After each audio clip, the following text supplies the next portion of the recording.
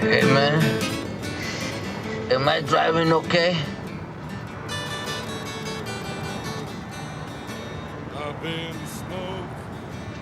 I think we're parked, man.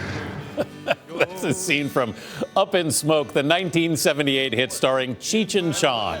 A series of movies in the 70s and 80s, along with mega-selling comedy albums, established the duo as counterculture stars and gave birth to what became known as stoner comedy.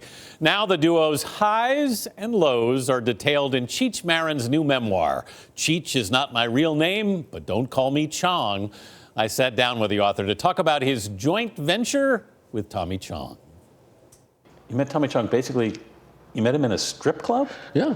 It was Vancouver's first topless bar. Yeah. And he owned it. When we were doing this kind of improvisational theater, hippie burlesque. Yeah. That's what it was. They were an unlikely pairing, a Chicano from East Los Angeles and a Chinese Canadian. Richard Marin and Tommy Chong knew they had an act. All it needed was a name. Richard and Tommy. Yes. And so Tommy asked me, do you have a nickname?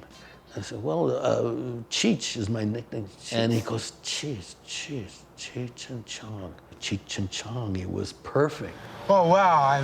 Hey, I really like your car, man. Oh, you do? Wow, did you do this yourself?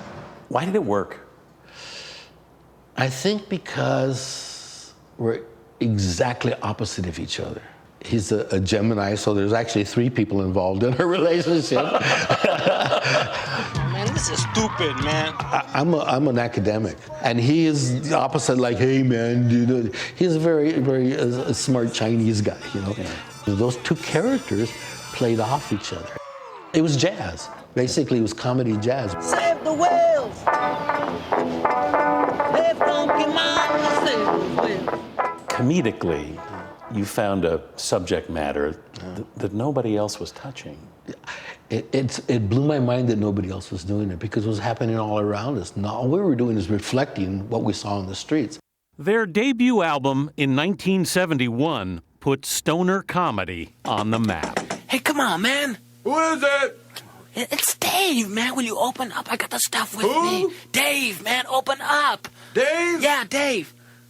Dave's not here. I remember listening to your albums in our dorm rooms, and it was like we felt like seditious when we were listening to your records. That was the purpose. That, how did these guys know something we know but that nobody else knows? And it was like, yeah.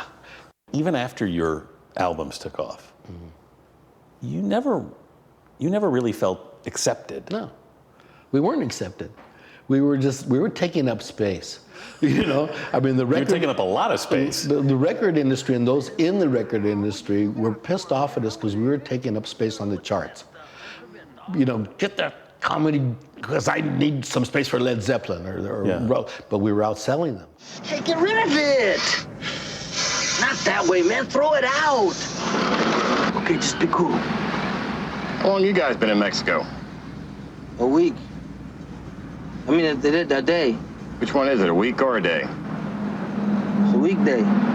They confounded critics, becoming an even bigger success on the big screen in 8 films. I mean, we're extremely sophisticated under the guise of being these dummies. You know, like. Is that a joint, man? That looks like a quarter pounder, man. You were both high and low. Yeah, that's the reason that the records and the movies have endured. I've gotten the same check for Up in Smoke for almost 40 years. Yeah. And it's a big check. Thank you. Thanks. Yeah.